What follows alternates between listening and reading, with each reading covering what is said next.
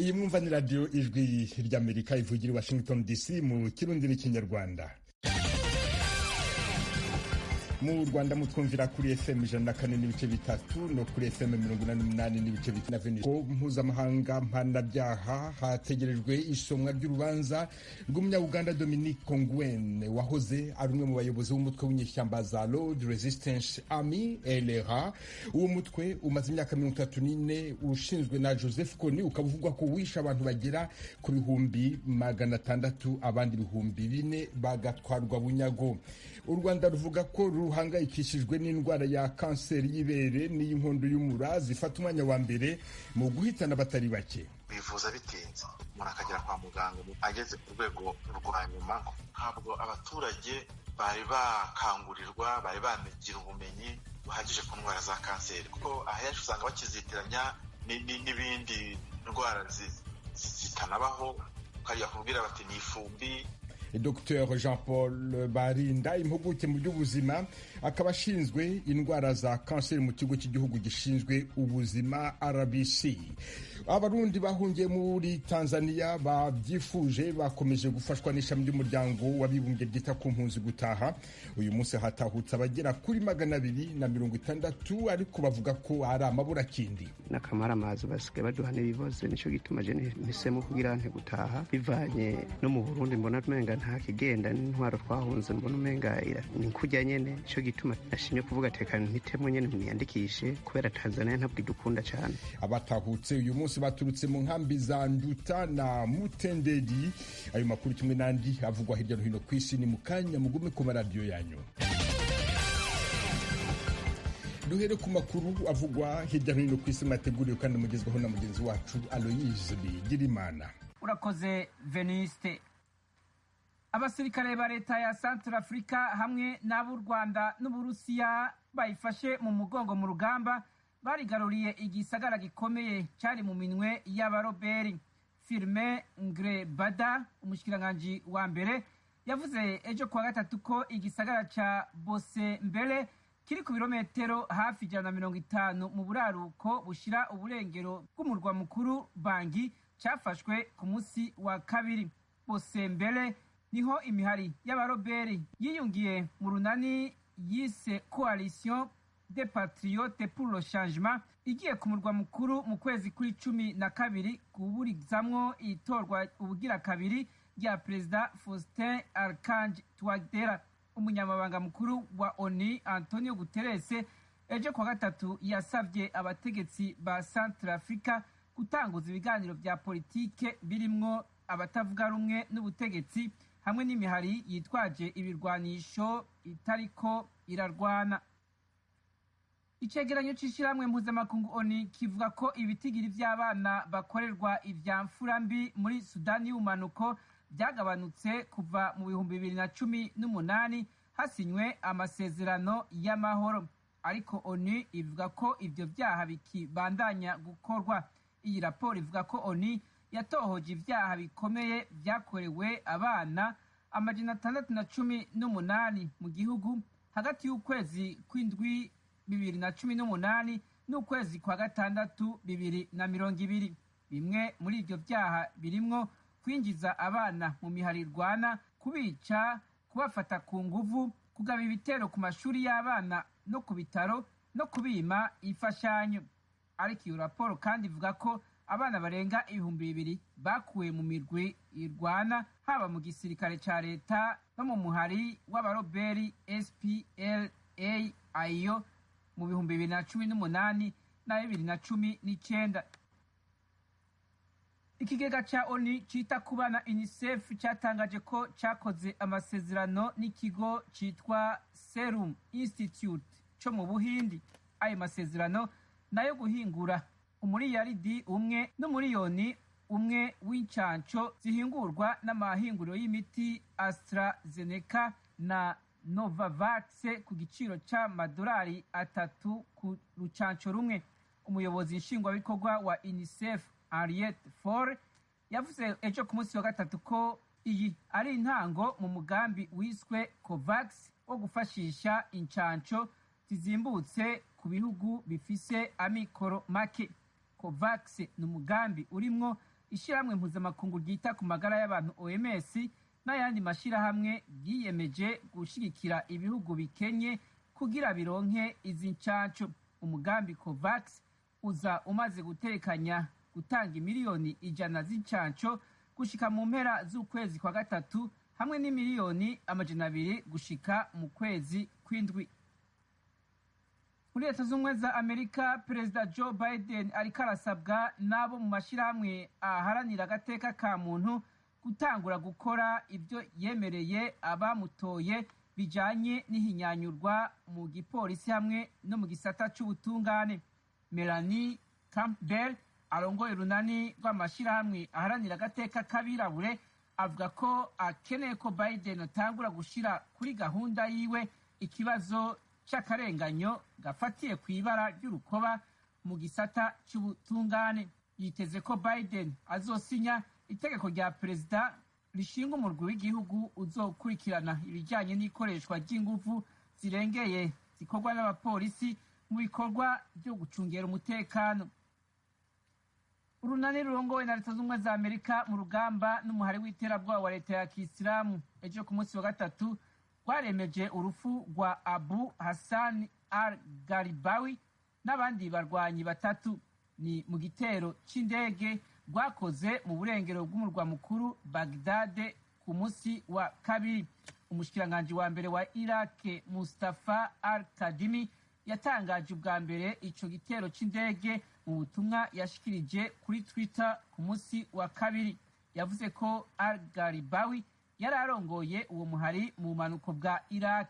Umushikiranganji al-Kadhimi yavuze kandi ko ico gitero cishe Ghanem Sabah Jawad yari ajejwe igikorwa cyo kunguruza amabombe y'abiyahuzi.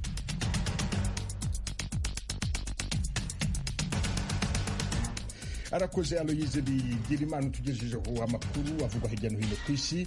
Tubibutse ko iyi mwumva ari radio Ijwi ry'Amerika umvikanira kuri FM 104.3 mu Rwanda no kuri FM 88.3 ya radio Inshuti ya Bose. Mu Burundi turi ku mirongo migufi ya shortwave kuri metero 19 na 22. Mushobora kandi kumva ibiganiro byacu muciye ku rubuga rwa internet kuri wa eshatu akadomo radio yacu voa.com na ukumbuga za Instagram, YouTube na Facebook. Adresi yacu ni VOA Radio yacu. Iwanyu mu ntara.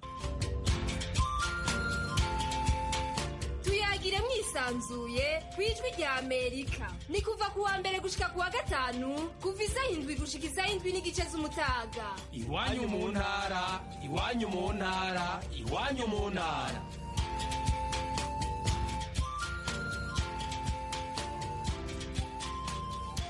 Kuri uyu wa kane ku rukiko mpuzamahanga mpanabyaha hategerejwe isomwa ry'urubanza rw'umunya-Uganda Dominique Ongwen wahoze ari umwe mu bayobozi b'umutwe w'inyeshyamba za Lord Resistance Army LRA.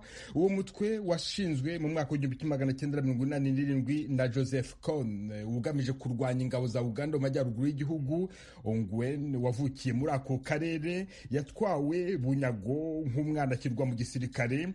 Elise Kepler ushinzwe gahunda y'ubutabera mu muryango uharanira uburenganzira bwa kiremwamuntu Human Rights Watch yabwiye Ijwi ry'Amerika ko Dominique Ongwen yari umwe mu bayobozi ba LRA batagiraga impuhwe.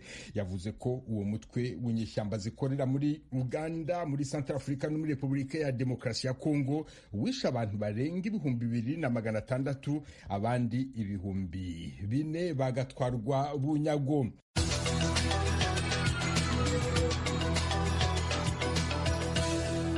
Washington, Ijwi ry'Amerika. U Rwanda ruravuga ko ruhangayikishijwe n'indwara ya kanseri y'ibere n'iy'inkondo y'umura zifata umwanya wa mbere mu guhitana abatari bake. Imibare itangwa n'ishami ry'umuryango w'abibumbye ryita ku buzima OMS igaragaza ko mu mwaka wa 2018 mu Rwanda barenga 10,000 bari baragaragaweho n'indwara ya kanseri, kimwe cya kabiri cyabo ikaba yarabahitanye. I Kigali inkuru irambuye yateguwe na Asumta Kaboyi.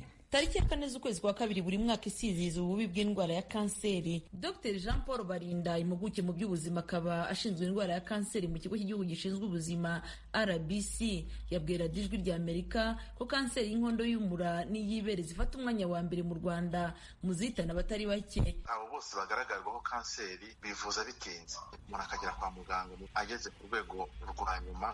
Ntabwo abaturage bari bakangurirwa, bari banagira ubumenyi buhagije ku ndwara za kanseri, kuko ahenshi usanga bakizitiranya n'ibindi ndwara zitanabaho, ukajya kubwira bati ni ifumbi.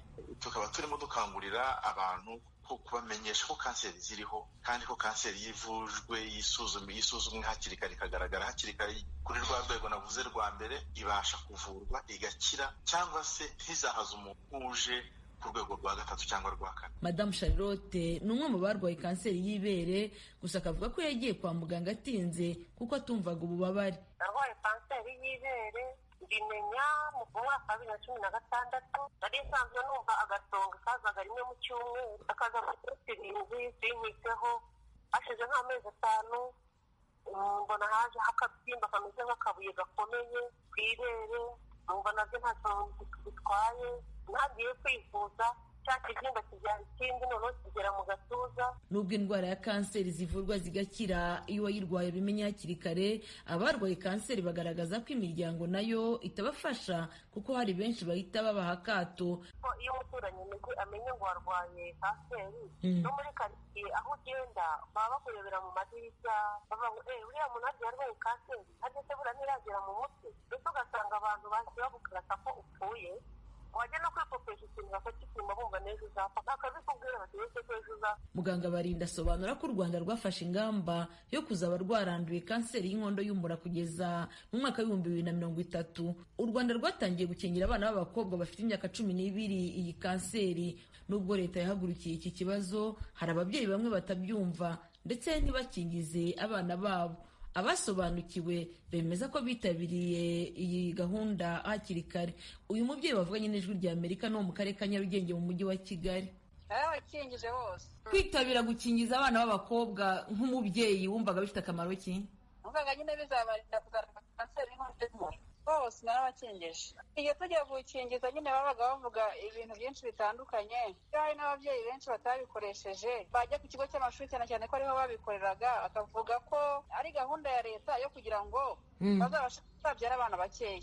Iyo myumvire akunda kugira, ni politiki ya leta yo kugira ngo abana bo bazabyara abana bakeya, bakabyanga. Benshi burya barabyanga. Usibye kanseri y'inkondo y'umura ikingirwa abana b'abakobwa bakiri bato, abakuze bo basabwa kujya kwisuzumisha buri gihe kuko abaganga bavuga ko indwara imenyekanye hakiri kare ikira vuba.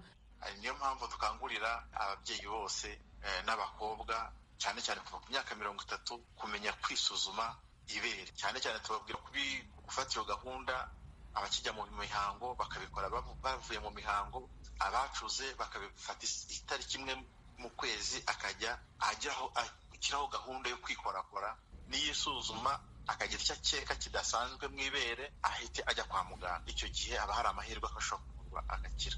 Ikindi wenda navuga cy'umwihariko kuri kanseri y'inkondo y'umura, ariko abataragize amahirwe yo kubona urwo rukingo, turakangurira kwisuzumisha kwa muganga. Buriya kanseri y'inkondo y'umura itanga igihe kinini cyane cyo kuba yasuzumwa itaraba kanseri. Indwara za kanseri zikomeje guhangayikisha abatuye isi. Imibare itangwa n'ishami ry'umuryango w'abibumbye ryita ku buzima OMS igaragaza ko nko mu mwaka wa 2018 abarenga miliyoni 18 ku isi bagaragaweho na kanseri, abarenga 1/2 cy'abayirwaye bahitanywe nayo muri uwo mwaka umwe. Icyo gihe mu Rwanda naho bivuga ko abarenga 10,000 aribo bari bagaragaweho n'indwara ya kanseri, 1/2 cyayo iza kubahitana. Muri rusange abibasirwa n'indwara ya kanseri 70% bakaba baboneka mu bihugu bikiri mu nzira y'amajyambere n'u Rwanda rurimo. Assumpta Kaboyi, Ijwi rya Amerika, i Kigali. Ishami ry'umuryango w'abibumbye ryita ku buzima OMS ryasohoye urutonde rw'agateganyo rw'inkingo za COVID-19 zizatangwa mu bihugu bitandukanye byo ku isi bigizwe ahanini n'ibikennye n'ibindi bikiri mu nzira y'amajyambere. Ni muri gahunda yo gusaranganya inkingo ku isi izwi nka COVAX.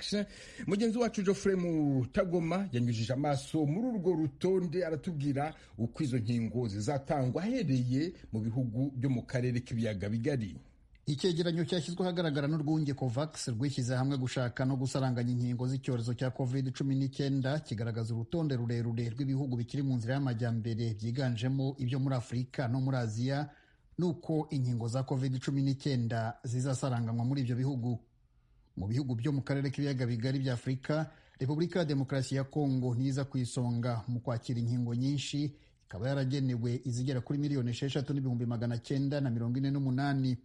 Kenya ni ikurikiraho kuri 4,176,000, Uganda 3,552,000, u Rwanda 966,000, naho Sudani y'Epfo 864,000.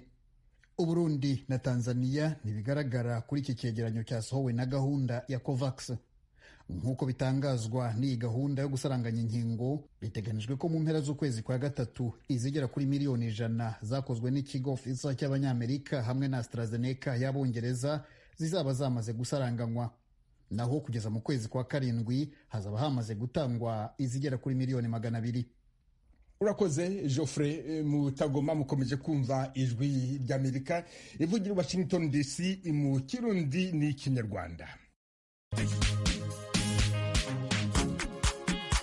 bakunze baradijwe ry'Amerika mutuye mu burasirazuba bwa Repubulika ya Demokarasi ya Kongo, tubararikire kujya mukurikira ibiganiro byacu ku maradiyo akurikira: Radio Communautaire La Voix de Mikeno ibunagana ni ku murongo wa FM 99.7, Radio Ngoma na Amani mu mujyi wa Baraka kuri FM 88.8, Radio Baraka FM nayo mu mujyi wa Baraka ku murongo wa FM 94.4, Radio Communautaire de la Verite ikorera mu mujyi wa Kiwanja kuri FM 99.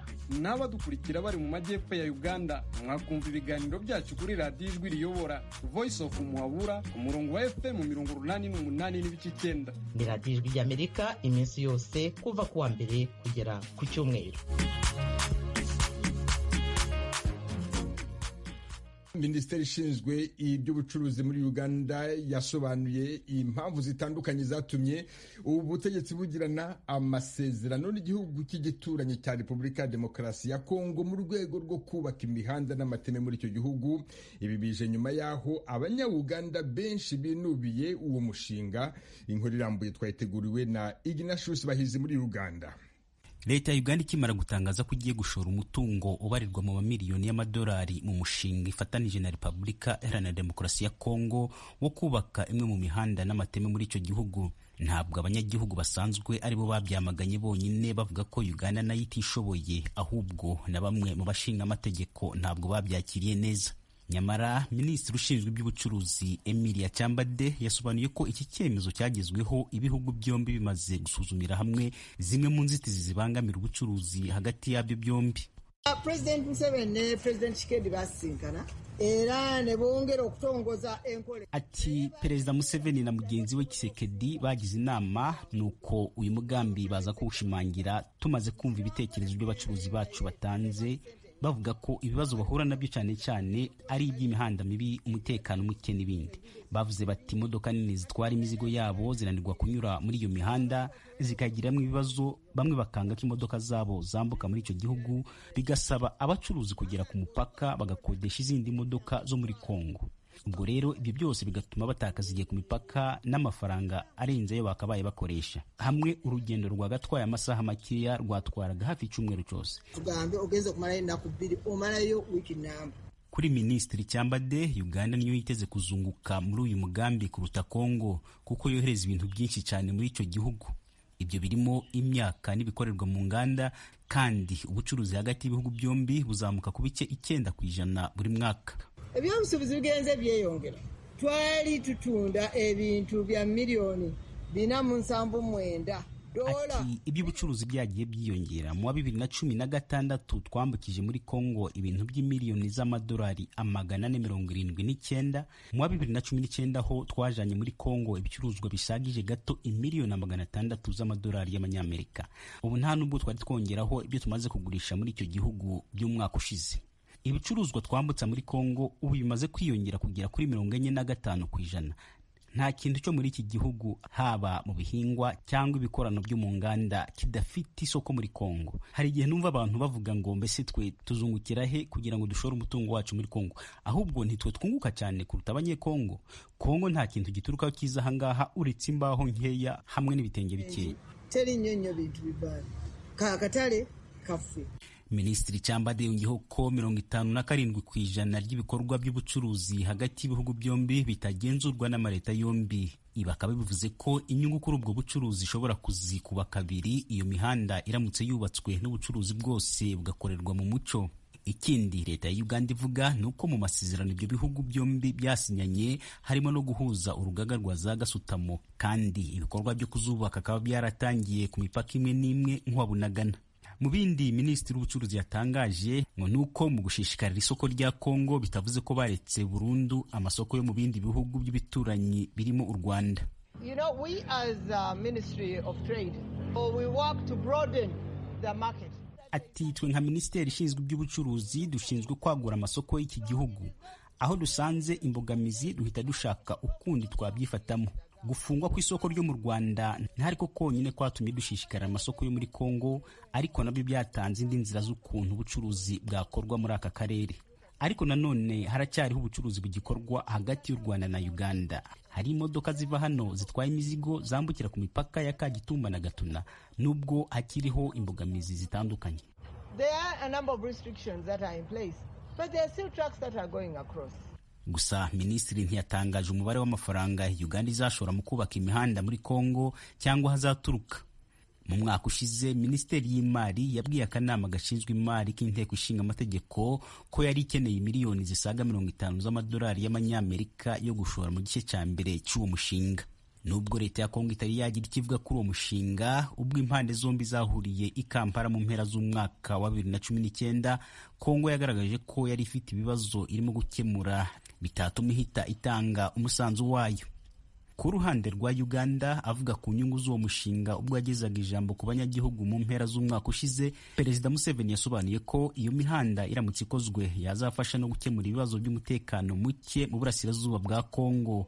Kuri Perezida Museveni, abashinzwe umutekano bazaja bihuta mu bikorwa byo gutabara, cyane ko ako gace kazahajwe n'intambara z'urudaca zitera umutekano muke mu karere k'ibiyaga bigari kose. Dushingiye ku bitangazwa na leta ya Uganda, umuhanda wa mbere ukorwa ungana n'ibirometero 78 wambukira ku ruzi rwa Semuliki, aho Uganda yatangiye kubaka iteme rirwambuka uturuka hitwa Rwebisengo ukagera i Bunia.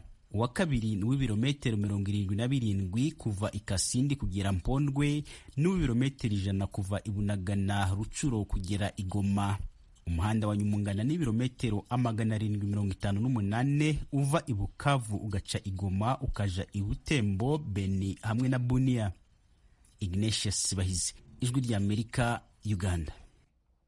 Leta ya Tanzania yifatanije n'ishyirahamwe ry'umuryango w'abibumbye ryita ku mpunzi ikomeje umugambi wo gutahukana impunzi z'abarundi zibyifuza. Kuri uyu wa kane abagera kuri 260 basubiye mu Burundi baturutse mu nkambi za Nduta na Mutenderi, ariko mu batahara bavuga ko babiterwa n'imibereho mibi yo mu nkambi. Inkuru irambuye yateguwe n'umunyamakuru w'Ijwi ry'Amerika muri Tanzania, James Jovin. Umugambi wo guhungura impunzi z'abarundi ziyandikije ku bushake bwazo urimo kubandanya mu nkambi za Nduta na Mutenderi. Kuri uyu wa kane hatahutse imiryango 54 igize abantu 260. Umwidogo ni mwinshi kuri zimwe mu mpunzi zahungiye mu nkambi ya Nduta yuko igituma bataha atari amahoro yoba yarabonetse mu buzima bwabo, ahubwo n'amabi bakorerwa, ikibazo cy'ibiribwa n'ubuzima bubi cyane babayemo. Aba ni bamwe mu abo twasanze mu gihangare barindiriye gutahukana.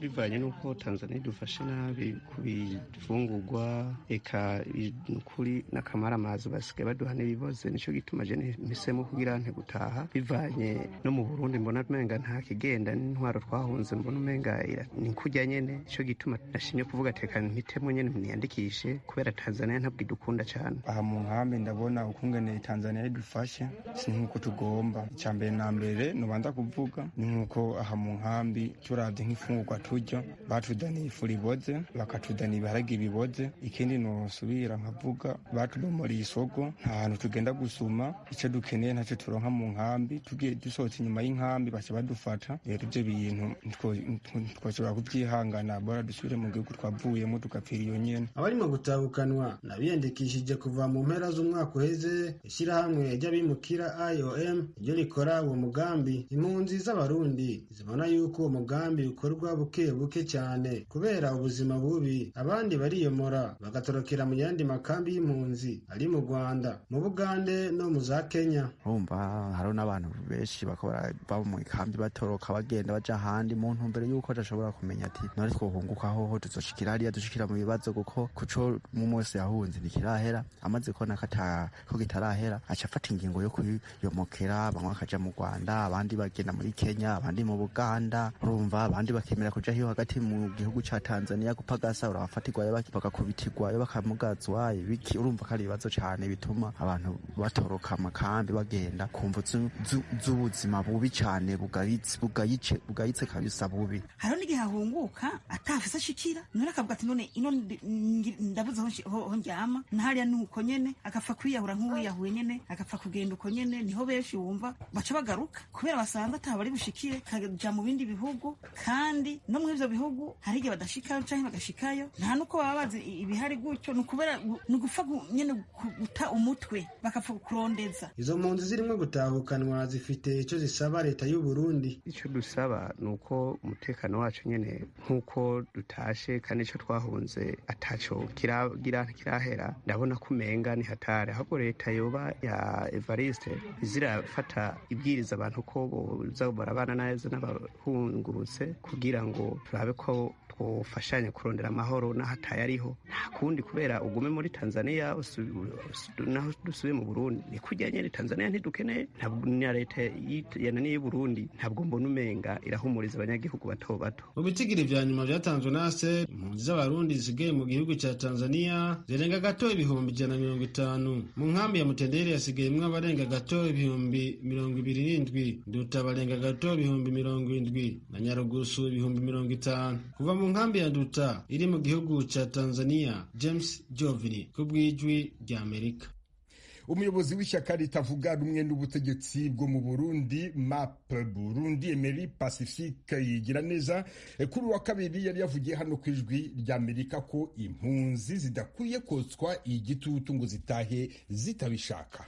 Tugomba kumvikana yuko ishirahamwe HCR zivuga yuko impunzi zidahunguka kubera zishaka guhunguka, ariko kubera zitewe ubwoba yuko tudakwiye kuvuga yuko impunzi ziriko zirahunguka nkuko zibishaka.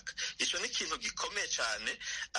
Tureke wanashaka no mu mwuga wo kumenyesha amakuru turakwiye kugishimikirako, kuko hari abavuga ngo impunzi zirahunguka ukamengo zihungutse zibishaka. Ni nkuko uno munsi uwo kubwira kuva mu nzi wawe aho uri aguforsa ati vaho uravaho nyene, mugabo ntubugiye kuko wabishaka. Umuyobozi w'ishyaka ritavuga rumwe n'ubutegetsi bwo mu Burundi MAP Burundi, Emery Pacifique Yigiraneza. Aha niho dusoreje iwanyu mu ntara hamwe na Mukubeli ya Baro umfasha kubagezaho aya makuru. Mbashimiye kuba mutega amatwi ijwi rya Amerika buri munsi kandi muri benshi mu ngo zanyu mu rwego rwo kwirinda COVID-19. Uyu munsi abakristo barizihiriza mutagatifu Veronique. Ndasuhuza cyane Veronique Wimana utuye mu kagari ka Rukatsa ku murenge wa Kagarama mu karere ka Kicukiro mu mujyi wa Kigali. Ndagusuhuza nawe Kilocori utuye mu mujyi wa Ottawa muri Canada. Mwese mbifurije umunsi mwiza. Mwari kumwe na Venuste Nshimiyimana.